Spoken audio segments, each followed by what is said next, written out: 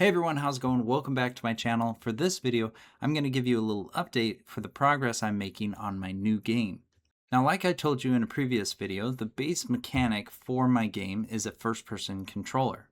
And here I have a very standard first-person controller, which is the low-poly shooter pack by Infima Games working in my project. As you can see, I can look around, I can walk around, and I can do all the other controls that are provided in this pack. But for my game, I don't want to have just a standard first-person controller. And so the detail that I want to share today about my game is that I'm changing this first-person controller into one that can fly.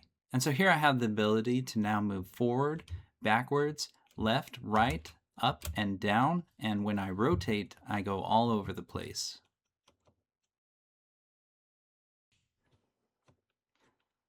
I even have the ability to roll to the right and left and do backflips and front flips. Now I know this might sound crazy and the gameplay might look totally weird, but if you subscribe to my channel and continue to watch as I develop this game, it'll all begin to make sense. And so with that said, make sure that you like this video and come back and watch the next video. Thanks for watching, and we'll see you next time.